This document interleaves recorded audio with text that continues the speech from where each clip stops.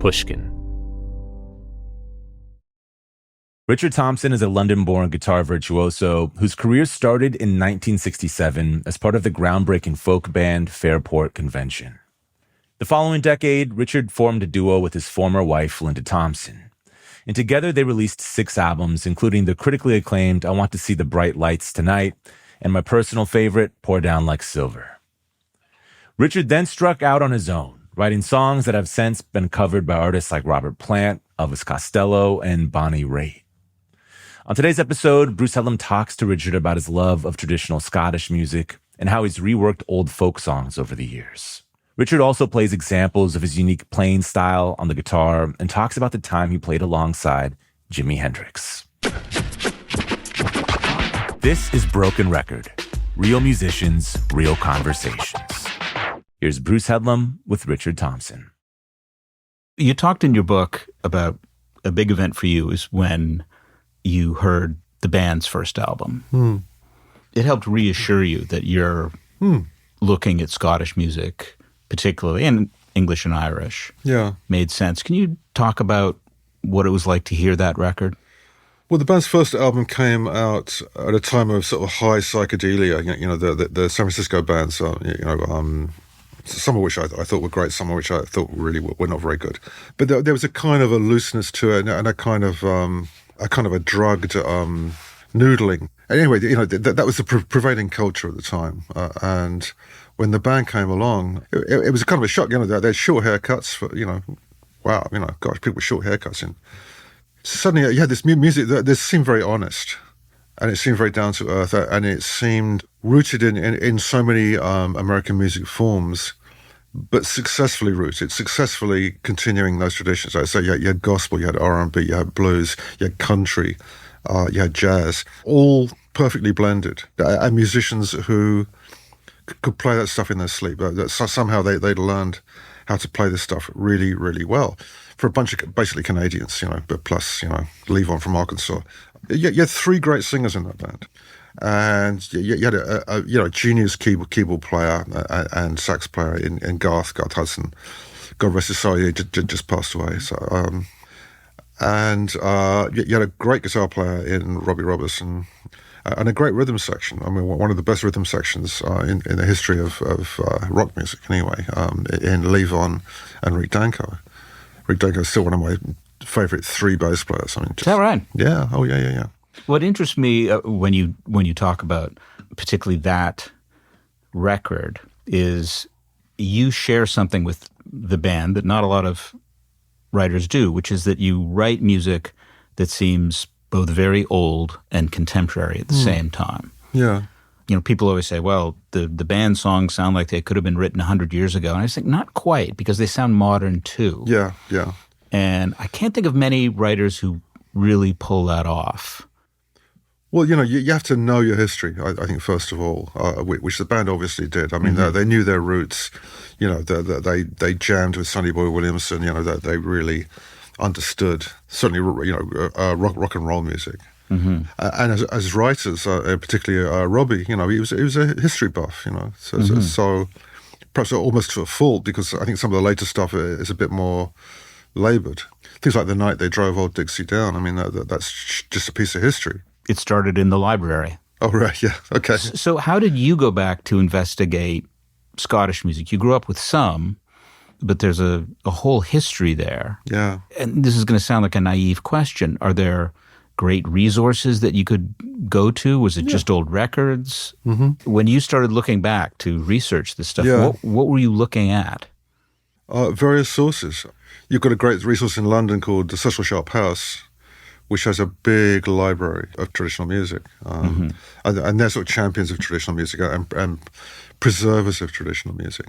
So you can go there and look stuff up. You know, you can get the Child Ballads, you know, the 5 volumes collected by Francis James Child, which has 400 English, Irish, Scottish ballads in there. That's another great resource. There are people who sing this stuff. It's like a living tradition. If you got up to Aberdeenshire in Scotland in the 1970s, you could have sat in the caravan of Lucy Stewart, you know, as many collectors did. Kenny Goldstein, you know, Shirley Collins, they all went up to Lucy Stewart because she had an incredible memory as a repository of traditional music. And after Kenny Goldstein left, apparently she said, he didn't get a half of what I know. So a lot of stuff might have passed away with her, so we don't really know. So you've got all those resources, and we learned a lot from people like A.L. Lloyd, who was another great musicologist who specialised in traditional music, and also a singer. And we get Bert on the end of the phone and say, Bert, we got this song in Matty Groves, and we're missing we'd like a better verse 3. What have you got? What do you know? And so he'd say, oh yeah, well if you take this one from this source and that blah blah. So in a sense, we were compiling ballads from all over the place, really, to come up with a version that we felt really we really did it. It really told the story. One of the great things about some of those old songs is how colourful they are, in a sense that they describe things in a very colourful way and a very immediate way that suits, a rock band actually quite well. It suits an electric treatment quite well. Were there songs that just resisted it? You thought, no, this song, it just belongs to another age. We can't. Yeah, sometimes, yes. I think sometimes there was a feeling, that a song was too pastoral. And that wasn't really our lives in the 20th century. We were kind of urbanites or suburbanites. Mm-hmm. And a song about, I sow the seeds of love. I think we eventually recorded it, but I was a bit reluctant to do it because I thought it's too, it's too soft. There are better songs. There are kind of industrial songs. There are work songs that would fit the genre better. Would fit, the electric band setting better. But a song like Matty Groves, it's such great language. The language is fantastic. A grave, Lord Arnold cried, to put these lovers in, but bury my lady at the top. She was of noble kin. Mm-hmm. It's really beautiful, clever. So did that in a sense gave you your vocabulary for your own music? I think partly, yeah, for sure. I mean, you're known as a very depressing writer, of course, because so many of your songs are about love abandoned, love scorned, being alone. Well, I suppose so. I mean, thematically, you write about what you know, and you write about, human states that have been written about for hundreds of years. So there is a kind of a tradition. There's an overlap. But I'd be very influenced by the language of traditional music. Now, when you get these songs, they wouldn't come with harmonies. Were they mostly melodies? Did you have to reharmonize a lot of these things? Yes, we did, yeah. Mm-hmm. American music, I guess because so much is influenced by blues, it's got such a strong resolution. Mm-hmm. It just heads towards that final chord. And I find a lot of the music you were playing, a lot of the folk music, it sort of expands. It doesn't have that same drive towards sort of the final resolution. Resolution. I think. I think people like David Graham, people like Martin Carthy, developed a way of accompanying traditional music in a way that reflected more what you hear in a solo vocal performance. So a lack of resolution, and the way you do that is through suspensions, really. Through not resolving.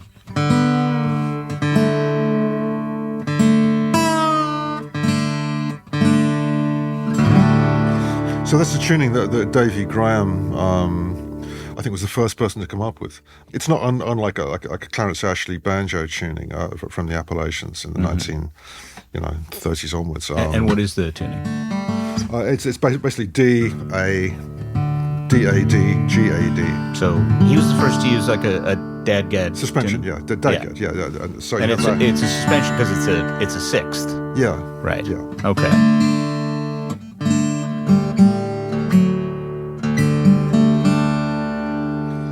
So the song may start that way, and it may finish that way as well, which just leaves it open. It doesn't resolve anything. I use it for a song like "She Moves Through the Fair."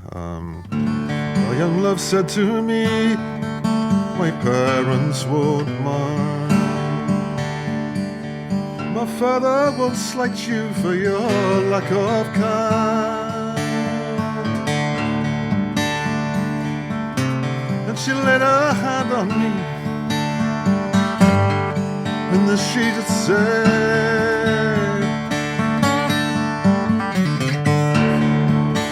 "Oh, it's walnuts belong till our wedding day."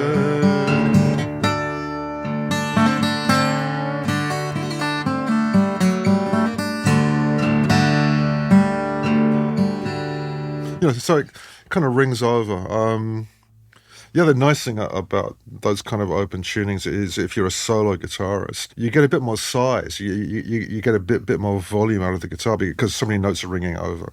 It gives the illusion that you're a better guitar player than you actually are. I'm going to remember that. Now, some of your songs, Walking on the Wire is a song I think of that, and I know it does resolve in the end, but it almost feels like it could end on the fourth. It could end on other tones. The Great Valerio is another one to me that feels very much like that. You seem to like these songs that don't have the. They just have a different. I don't know if it's the form that's different. I'm not. I don't quite know how to describe it. Yeah, well, I know what you mean, and I do like that. You know, I like that, like a resolution in a sense. But again, I think it all comes from vocal music. I think it comes from hearing somebody sing a song unaccompanied, and you imply what the harmony is. And if you're schooled in get kind of Mozart kind of harmony or something, then you're going to accompany it that way. If you come from a more traditional background, or if you're Martin Carthy or David Graham, you're going to interpret it in a different way. You're going to interpret the harmony as something else, or you're just going to add a drone to the whole thing, and just leave it floating. Now, do you use a lot of drone notes? Yeah. Does that come from bagpipe? Yeah, pretty much. Yeah. And so when you're doing that, do you try and use an open string for the drone? Yeah. Mm-hmm. And is it always the tonic, or? No, practically, it's either going to be the G,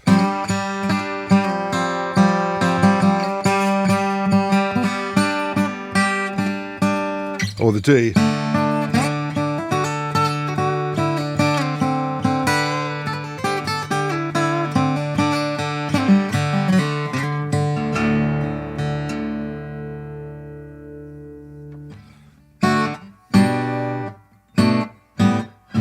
It's funny because in a lot of jazz, it'll be the high note will be, particularly in the piano. Yeah. That's how they'll harmonize a lot of like little runs and things. Like you'll have the high tonic, and then yeah. Do you ever use like the high E for the? Yeah. Well, yeah. You can do it the other way around. Yeah, exactly. So you do it.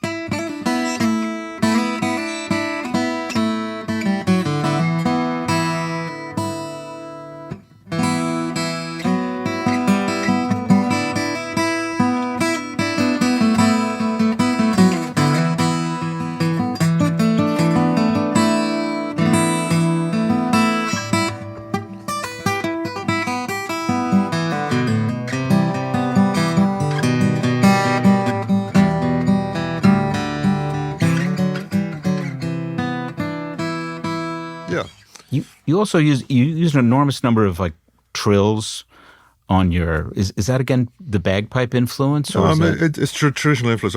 Bagpipes. Scottish Irish fiddle players, accordion players. It's a lot of grace notes, a lot of extra notes around the note. That would be a big part of the expression. Or where you're playing something like a dance tune, that's pretty much set. This is the tune. So this is how you play it. To make it more interesting, you might add more flourishes and bits and pieces,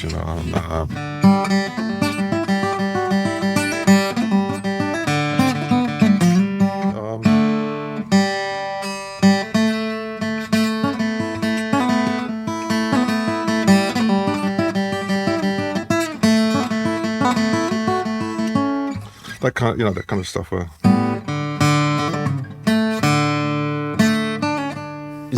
Is there any? And I don't even know if the harp is a Celtic instrument. Sure is. The original Western European instrument for accompanying voice was the harp, the small harp, the ballad harp. Right. So people like Richard the Lionheart, who was a singer-songwriter, thank you very much. His mother was Eleanor of Aquitaine, who was a champion of the arts. But if you were a king or a courtier or something, among your accomplishments, besides murdering people, like spiking people through with a sword, was you had to dance and you had to sing, and in some cases you could be a songwriter. Henry VIII was a songwriter. Oh yeah. Also would have accompanied himself on the harp. He wrote songs like Black is the Colour of My True Love's Hair, which I'm sure is never off your turntable. Pastime with Good Company, then he would stroke it out and say, Blonde is the color. Yeah. Yes. Strike throughs. Yeah, so we still got Anne Boleyn's head anywhere. So check the hair colour. But he didn't write Greensleeves, so that came a little later, but that was accredited to him for a while. So if you're a king, courtier, singer-songwriter. Like all great songwriters, he took credit for things he didn't actually write. Well, when you're king... Very country, yeah. When you're king, you say, I think I wrote this one. Of course you did, Your Majesty. Yes. Is there any harp influence in your playing? Yeah, any kind of guitar accompaniment where you're finger picking. It's all very harp-like. And if you use...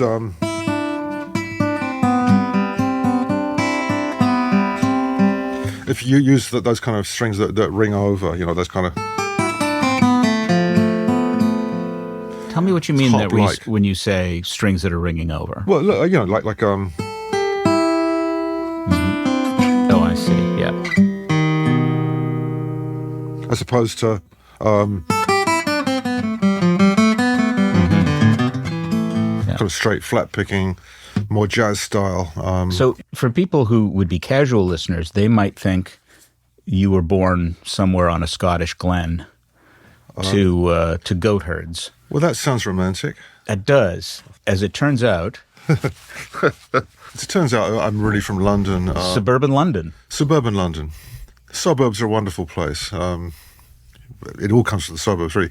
The Rolling Stones. The Beatles, in a sense, come from the suburbs. The Kings come from the suburbs, fairly close to where I grew up as well. My father was Scottish, so that's always been a strand in the music, And as a kid, I was kind of transfixed by Scottish music, by things like bagpipes, hearing bagpipes outdoors, where you get that kind of Doppler effect or that kind of phasing thing, Oh, even as a kid, you liked that? Just some of the first music I ever heard was probably going with my parents up to Edinburgh Castle and watching the Military Tattoo, with these incredible pipe bands. I suppose I could have been attracted to the incredible drumming, but it was more the Scottish use of melody, I think, hit me very, very young. Melody and drone, which is it's an old human thing, isn't it? In Western European music, they developed the kind of the chord accompaniment, but a lot of cultures didn't go that way. They just had the drone and the melody, and a lot of instruments playing in unison, that kind of thing, which I also find very attractive, although I do like harmony as well. I like everything. Is there something distinctive about Scottish melodies? Are there certain tones they emphasize? There's an interesting Scottish use of the pentatonic scale. If you think of country music, where that comes from, a lot of it comes from Scottish music. The Scots were a notable ethnic group in the Appalachians, and that classic country, major pentatonic scale, da da da da da dee da dee da dee da da da da. That's all over country music, and it's all over Scottish music as well. So there's that pentatonic scale. There's another Scottish pentatonic scale, which doesn't have a third in it.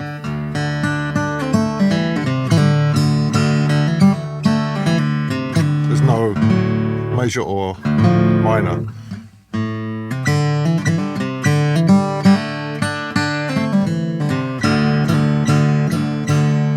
Oh, I see. So how would you, if you were going to harmonize that? The classic way to harmonize Scottish music is basically to use the the root chord and the on that one. So if you're in key of D, you use the C as well. So it has like almost a Mixolydian sound. Yeah, and it's kind of I wouldn't say it's unique to Scottish music, but it's fairly unusual, and it's almost a bit lonesome in a sense. You get this kind of spaciousness with that particular scale. I find which is suitable for the bagpipe, which is out there, playing on up in the mountains or at the end of a loch or something. So it's a dimension of music that struck me very young, and it kind of stayed with me as well. Even as I learned more about harmony, and I learned about polytonalism and 12-tone and dissonance and those basic kind of like drone and a fifth, or that's still very appealing.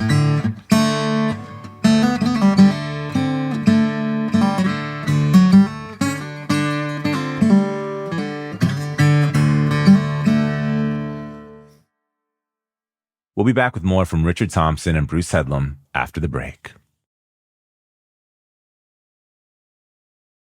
When did you first pick up a guitar?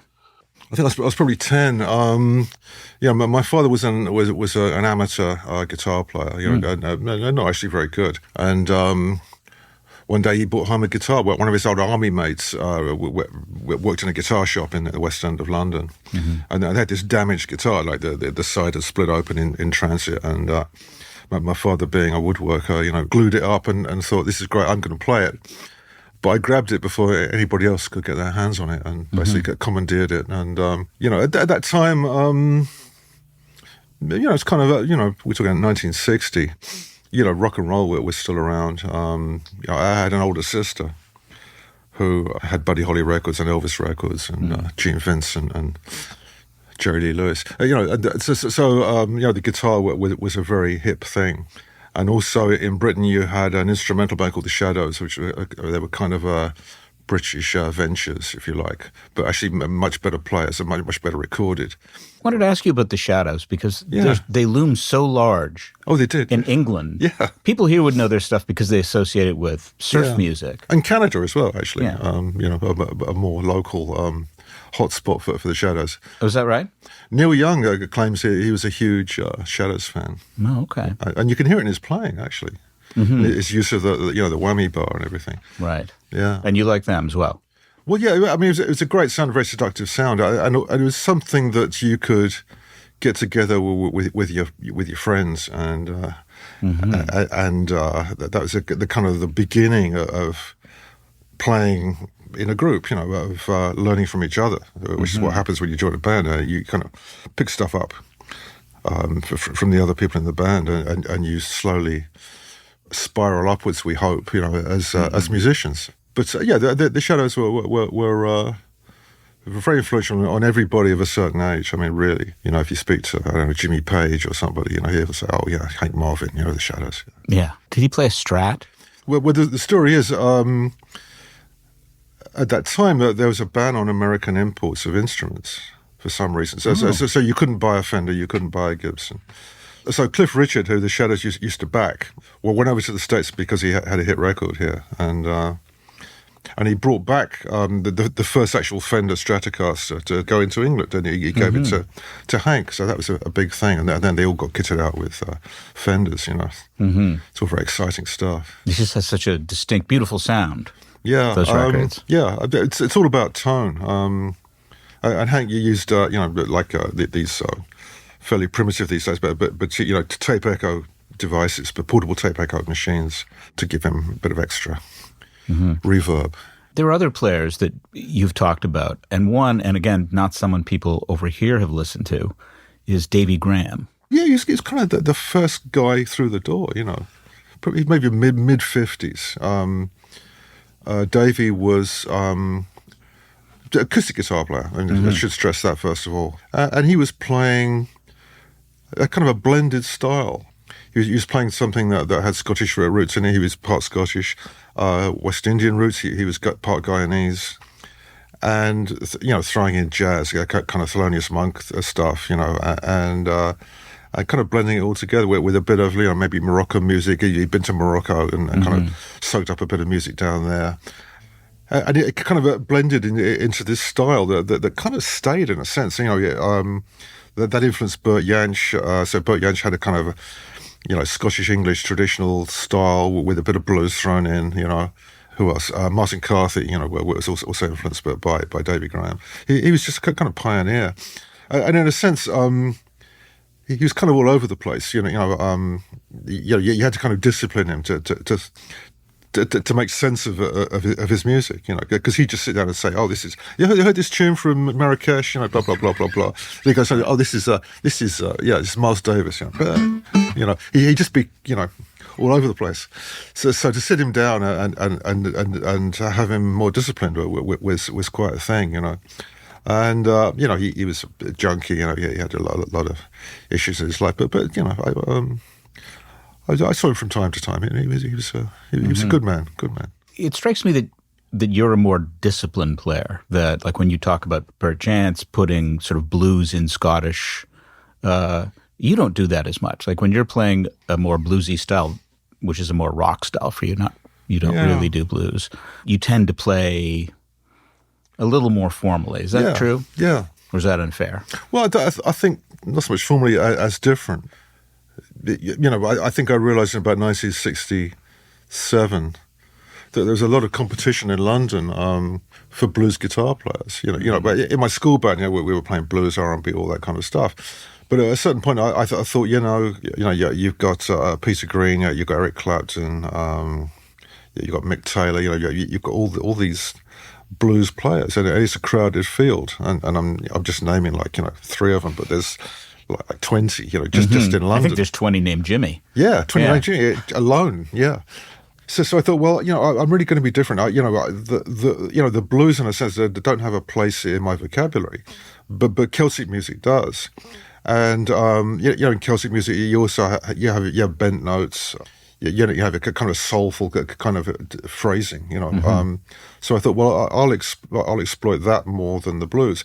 Inevitably, I've got technique that probably comes from B.B. King. I mean, that was just something I learned at school. It is, vibrato, that kind of thing. Is your vibrato like his? No, but it seems everybody's just different. But yeah. So you mentioned bent notes in Scottish music. What tones are you bending to and from then? To and from. Scottish Irish music. There's more bends in Irish music for sure. Mostly going up to the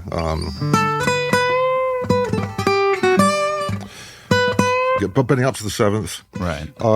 Bending up to the octave. Bending up to a second. I see. And that's more Scottish. It's more Irish. Or more Irish, pardon me. Is that because the instruments they were using? Yeah. Scottish pipers now, under the influence of Irish pipers, bend notes. They never used to.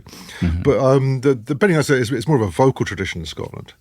Like work songs in the Hebrides, you'd have more notes that kind of bend up to the note. Not so much going down, but a lot of times bending up to the note. So I tried to develop a different vocabulary, really. I didn't want to sound like all these other blues players.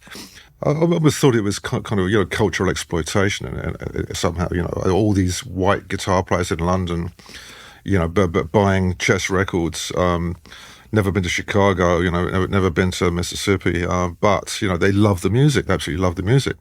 But I thought, well, is that enough? Is it enough to love it? At what point are you just like a kind of a slavish imitator, a dilettante, a colonial exploiter? This is all going through my head when I'm 18 years old. I thought, well, the interesting stuff for me, when the Yardbirds were playing "I'm a Man," I thought this is pathetic. When you think of the nobility of the original version, the Muddy Waters version, it's just got such authority and such nobility to it. The Yardbirds just sounded like little boys, and they couldn't do the feel, the feel of the rhythm section, it was all wrong. But I thought when the Yardbirds did original songs, it was far more interesting when they did For Your Love or something. I thought, well, this is actually a really good pop song. And the blues influences coming in, and that's fine. I thought that was a more interesting use of influences. In your book, you mentioned being on stage, I think just once with Jimi Hendrix. Oh, but probably 3 times. And what was that like? We used to play this late-night club called the Speakeasy in London. And, bands would roll in, usually after midnight from playing out of town. They come back from Birmingham or Manchester, and they'd be hungry, so that they come in and to eat, really. But there was always a live band on, and there was a dance floor. We used to play there, a couple of times a month at least. Mm-hmm. And Jimmy would about 1 o'clock, 2 o'clock in the morning, after a few drinks, would want to get up and play. So he'd just sit in with us, which was, fantastic. A bit intimidating, of course, but it was a nice experience. And he was a very sweet man, in my experience. Did he, because he played a left guitar, right? He'd just take my guitar and then turn it upside down and play with great facility either way. Really? Yeah. Did he string his guitar that way, or did he? I'm not sure. No, he strung it. For a left-handed guitar player. Yeah. But he could play mine basically upside. He'd turn it upside down and figure out everything in reverse. Genius will out somehow. When he gave it back to you, did you just smash it and leave the room? That's quite something. No, he didn't set fire to it. He didn't smash it. But no, I was thinking maybe you did, because you were did. like, well, I can't do that anymore. Well, the thing with Hendrix, you could kind of figure out what he was doing. Harmonically, it wasn't that sophisticated. It was basically a blues player. Mm-hmm. But he could always up the game. He could always play with his teeth. He could have sex with the guitar. He could play behind his back. He had all the tricks that he'd learned. Playing on the Chitlin circuit in America. Yeah. But he was an interesting presence on the London music scene, and I think he intimidated all those guitar players. The Claptons, the Jeff Beck, so they were totally intimidated because, in a sense, they've been learning off records, and they developed this way of playing the blues and R&B, and then this guy turns up who's kind of the real thing. And he can take it to another level. They're all utterly intimidated. There's a great story of I think one of Jimmy's first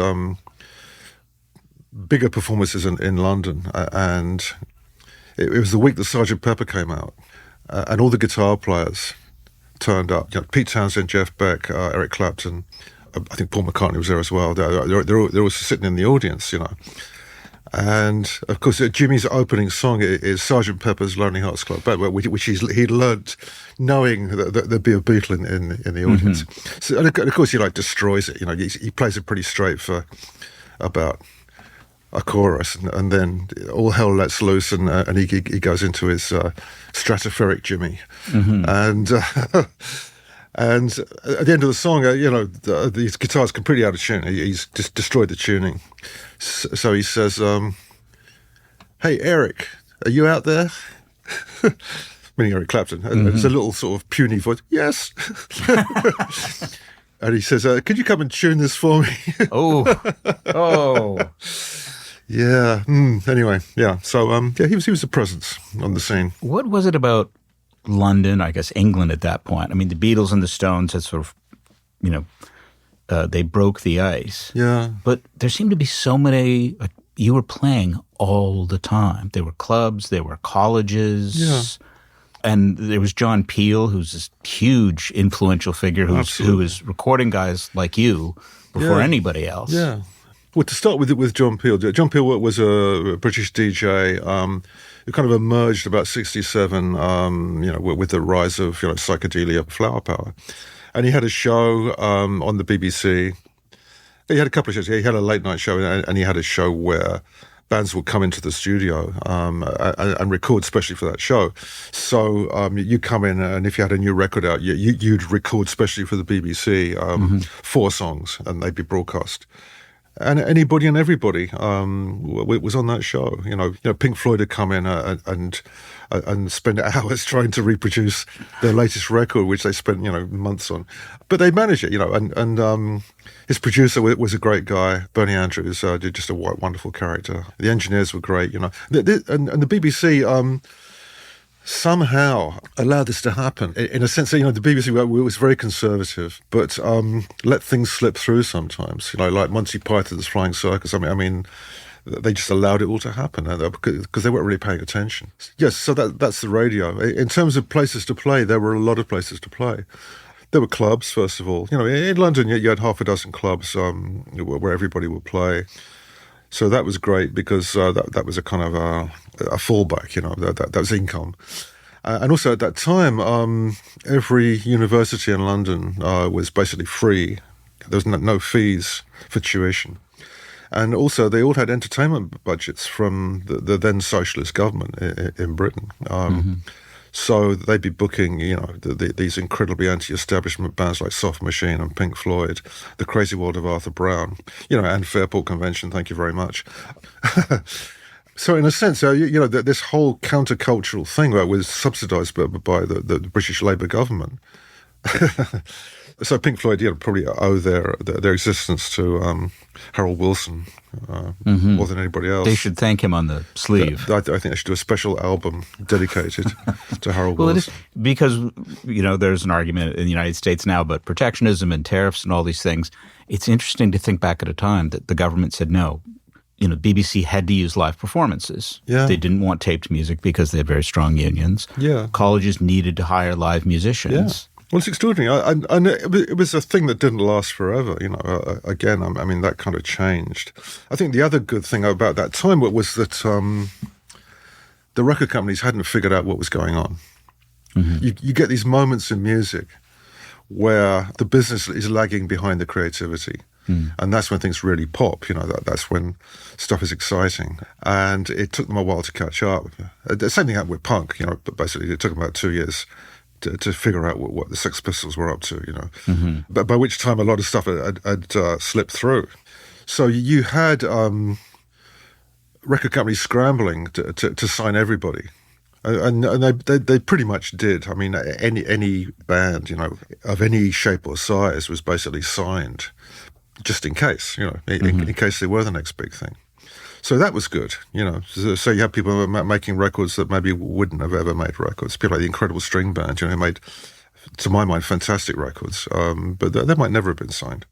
How important was live performing for you back then in learning what you were doing? I think it was everything, I think it was and it still is. The live performance is always the focus because there's that thing that happens, is that transaction that happens between a performer and the audience, in which the performer is almost just like the conduit for creativity.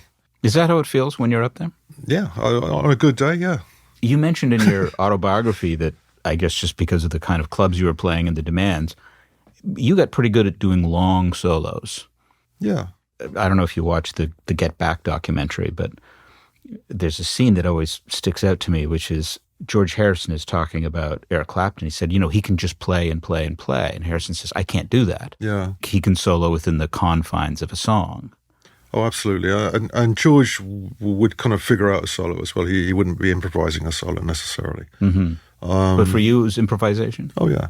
But that's almost the school that I came out of. That was what was not only permitted at the time, but expected at the time. So if you're a band and you had a guitar player in the band, the guitar player will be expected to stretch out. I mean, there's the same thing in the States, with the psychedelic bands from San Francisco, the Quicksilver Messenger Service or something. There was no real restriction on how long a solo would be.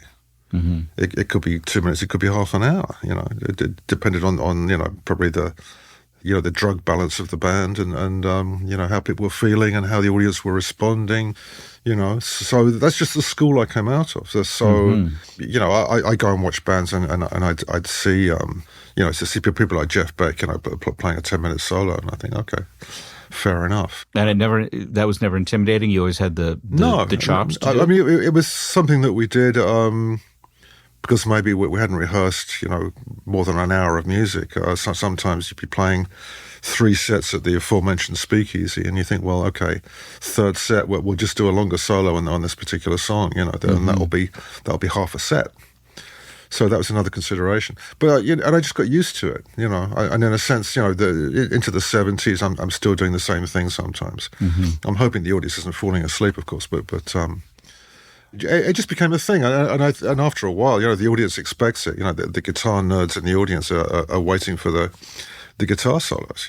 I guess it's hard for me to think of you in that way because your songwriting is so strong and your songs are so well constructed as forms, and I tend to think of those players not being great songwriters. I understand, yeah, but I wouldn't do it on every song. And some songs you almost want to have a solo that's pretty much written, that you refer back to. You might do little variations on it, but it's kind of part of the structure. But then maybe a couple of songs in an evening, you might just let go and figure that the emotion of the song will carry you into the instrumental passage. You start off with a lyric, and the lyric has a certain emotion to it, and you think, well, maybe you don't even think about it. You just go instrumentally, and if the band goes with you, that's great. And you might play for another 10 minutes, and it's still musical. You're not being self-indulgent necessarily. You're just being carried on the wave of whatever the song is, the emotion of the song. And you kind of know when you get to the end. One last break, and we'll be back with Richard Thompson. We've talked a lot about your playing. When did the writing start for you? Well, writing can be inspired by anything. It should be inspired by anything. So it's good if you can have the flexibility to start with a melody or start with lyrics or start with a riff, start with a hook line, just to get you started, Some people are collectors of folk music, but some people, you learn to sort of transform it. When did you know, was there a song, a time you thought, I found my voice, I know this is mine now? Well, probably in the 60s, playing with Fairport Convention, when we started to play traditional music with electric instruments. And at that point, I thought, okay, this is where I begin, in a sense. This is a vocabulary I need to learn, and somehow I'm going to stay with this, and I'll add to it, and I'll subtract from it. But basically, this is going to be my musical vocabulary. And at some point, I think it gets more influenced by jazz and by classical music harmonically. I'm not afraid to kind of extend that vocabulary pretty much anywhere. But I think if you've got a strong root, if you've got a strong base, then you're free to bring other things into it, and it's still your music. So you can say, "Oh, that's a great idea in that Jamaican song. I'm just gonna grab that. I'm gonna incorporate it into what I do, and it won't sound Jamaican. It'll sound like what I do." Yeah, I think at a certain point you have a distinctive vocabulary, and songwriting as well. I mean, at the same point, I figured out, okay, this is the kind of song I want to write. This is a song that has roots in where I come from, and I'm not going to lose that. But I can also I can change the rhythm sometimes. I can import a rhythm from somewhere else. I can use this Indonesian something or other. That's an inspirational idea. But you kind of make it yours. I think people have always done that. And you had this just explosion of great songs for Fairport, and then later when you're playing with your then wife. Linda, you were writing for two really great singers. You were writing for Sandy Denny and then Linda. Tell me about how you went about that. Yeah, I think it is possible to write with somebody else in mind. So you can say, okay, I'm going to tailor this song to someone else's voice. A song like Genesis Hall, was tailored to Sandy's key and to Sandy's wonderful, wide-ranging abilities as a singer. Like she can really do justice to it. So the whole way the chorus goes and moves up. Sandy could sing anything. So I'd be quite comfortable doing something which would really use all of her range. And for Linda, I'd write songs and then we would discuss them and we'd say, okay, you should sing this one. This one it's more of a kind of a male song. Perhaps I should be singing this one. It's more what we could emotionally identify with, really. You are considered, the two of you are considered the authors of one of the great breakup albums of all time, but you say that's actually not the case. That Shoot Out the Lights was coincidental, but... I think it's a journalistic lazy cliche in some ways. I'm a lazy journalist. That's why I use it. Wasn't aiming at you, but it's I'll take it. A previous, written reviews and stuff. And people like a bit of scandal anyway, don't they? Mm-hmm. So that they'll play that up. Plus, the songs were written, a year, 2 years earlier in some cases. So we've been living with the songs for a long time. And I'm sure, the songs kind of subconsciously reflect on what's going on in your lives. But, to me, it's just an album of songs, some of which I still enjoy and some of which I still perform. Yeah, it's funny when you've got albums that are sort of, 45 years old and 55 years old, and you're thinking, oh, gosh, I'm still playing this song. So it must be a good song if you're still there. Did you always relate to them at the time? Because you've also written story songs. You've written songs about different people, other people. Yeah. In a sense, one of your big hits, 52 Vincent, Black Lightning, is not about you, but in some sense it must have been about you. Well, the envy is about me. When I was a kid, one of the neighbors had a Vincent Black Shadow, which I thought was just the most beautiful thing I'd ever seen. It was absolutely incredible. So I remember that when I started writing the song. I make things up. I make up stories. Mm-hmm. That's a valid thing to do, I think, as a songwriter. Can I ask you about a few individual songs? Oh, sure. From your solo career? Waltzing for Dreamers, which is just a beautiful song. Do you remember writing that? Yeah. Started with the title, I think. Sometimes I just write down titles, just for fun. And preferably as stream of consciously as I can. And again, I think I'm making something up, but maybe it's about me. I don't know. Can you talk about Persuasion, which you sang with your son Teddy? Well, I wrote that as an instrumental for a film. Oh. Yeah, with a slightly different melody. And it's an Australian film. And my friend Tim Finn, who's actually from New Zealand, but I think he was living in Australia at the time, said, I like that tune. Can I put some words to it? So we kind of sat down and tried to co-write a lyric, which is a very difficult thing to do. So I said, Tim, take it away and just and run with it, because I'm struggling here to find some mutual experience so we can really write about it. So he went away and wrote the lyric, and he recorded it first, and then I thought, well, I like this song, so I'll do a version, and then I did a version with Teddy, and that was a very popular kind of radio hit, actually. And whenever I sit in with Teddy, or he sits in with me, and we sing a few songs together, that's when the audience wants to hear. You reminded me of your relationship with Tim Finn, that you've done a few songs with Crowded House, and you did a very famous guitar solo on Sister Madly. Yeah. It's just so different from everything else on that album. It's so unexpected. Is, yeah.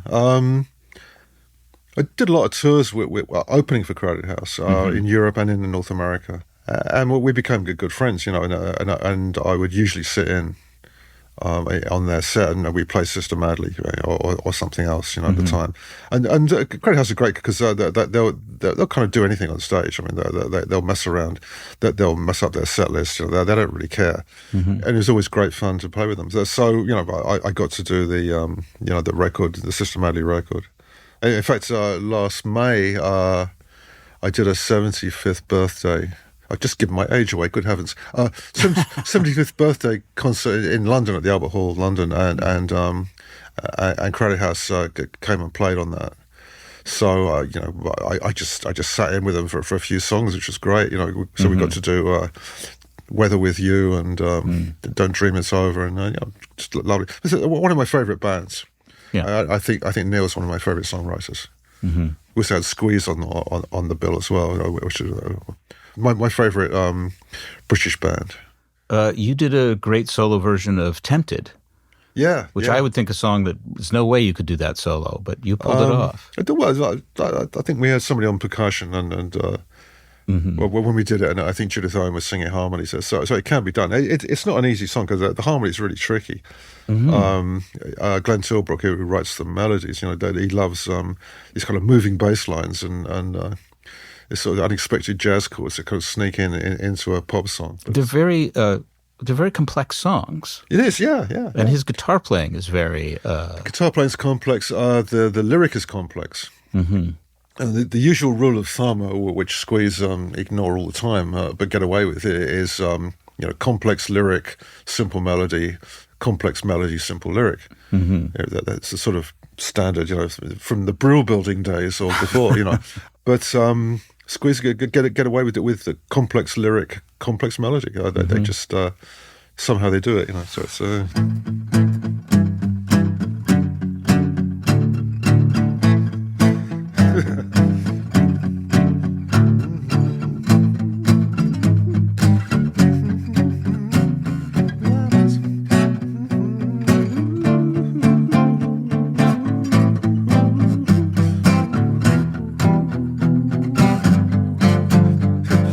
Really nice kind of shifts and things, and lots of major to minor, minor to major stuff. I was going to mention you did it was a Kennedy Center honor or something for Joni Mitchell, and you played Woodstock. Now the rumor was you weren't supposed to play Woodstock that night. Yeah, the Stone Temple Pilots withdrew at the last minute. I don't know, someone was ill or whatever reason. So I had an hour. Which in a sense is good, but because I didn't have time to think about it. I thought, Woodstock, okay, well, let me pick a key. I'll do it in D, and I tuned to a modal tuning as well. And I thought, well, I don't really know the tune. The lyrics are going to be on the auto cue, so I'll get the lyrics from there. I kind of know them, but sometimes you think you know something, and you don't. And I just went out cold, and I didn't have time to get nervous. I didn't have time to think about what I was doing. Didn't have time to think, there's Joni up there on the balcony. So sometimes you just have to shut stuff out and concentrate. So that was good, and people seem to respond to that very well. But basically, I just making it up, honestly. So tell me, for our listeners, you say it's a modal tuning. Yeah. What do you mean by that? Like a DAD, the D-A-D-G-A-D. Oh, okay. Now, does that mean it relates to a particular mode, or when you say modal tuning? Well, it's called a modal tuning. I think because it has suspensions in it. You could have a modal tuning with a second in it, like a.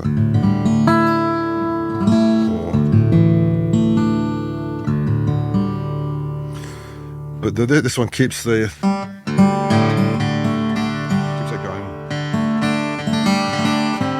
That's what I got.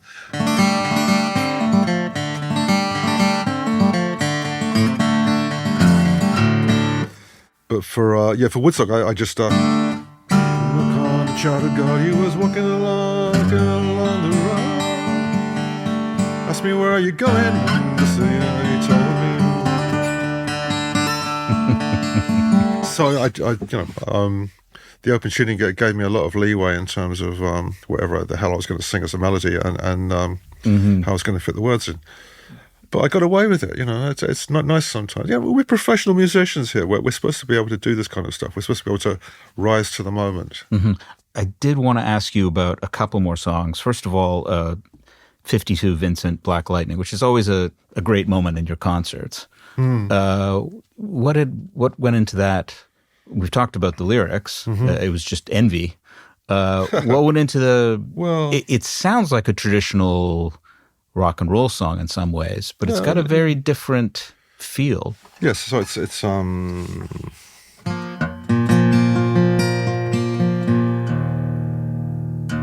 I mean, the tune is very, very simple, the actual melody. Can you play just a little bit of it so we can tell me what you mean? Yeah. Says red money to James, that's a fine motorbike. Girl could feel special in his searchlight. Says James to red money, my hat's off to you. It's Sir Vincent Black Light in 1952. And I've seen you at the corners and cafes, it seems.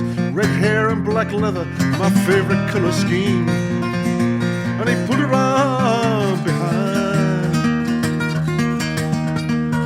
and down to Box Hill they did ride.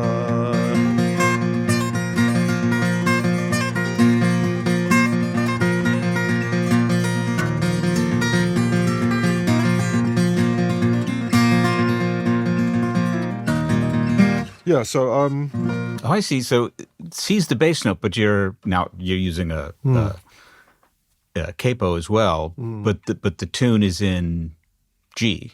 Well, I mean, it's in nominal G. Well, it's now B flat. Yeah. It's kind of a C G tuning. So it works well for the key of where am I? Okay, the B flat chord and the E flat chord. And I thought I'd invented this tuning, of course, and I've discovered that they've been using it in Hawaii for the last 100 years. Well, they didn't write that song. But in Hawaii, there's something like 200 guitar tunings. They basically explored everything. So yeah. It's easy to be late to the game. There's so much more I want to ask you, but you've been very, very generous. I have been incredibly generous, yes. You have been incredibly generous, very English, which I appreciate. Thank you. And what's next? You did a great album last year, Ship to Shore. Yeah. I keep writing stuff. I don't know where it comes from, but I'm still writing songs, and I'm excited about the songs I'm writing. And I'm thinking I want to get back in the studio and put out another record as soon as possible. What an absolute treat. Thank you very much indeed. In the episode description, you'll find a link to a playlist of our favorite Richard Thompson tracks. Be sure to check out youtube.com/Broken Record Podcast to see all of our video interviews. And be sure to follow us on Instagram @The Broken Record Pod. You can follow us on Twitter @Broken Record. Broken Record is produced and edited by Leah Rose with marketing help from Eric Sandler and Jordan McMillan. Our engineer is Ben Tolliday. Broken Record is a production of Pushkin Industries. And if you like this show, please remember to share, rate, and review us on your podcast app. Our theme music's by Kenny Beats. I'm Justin Richmond.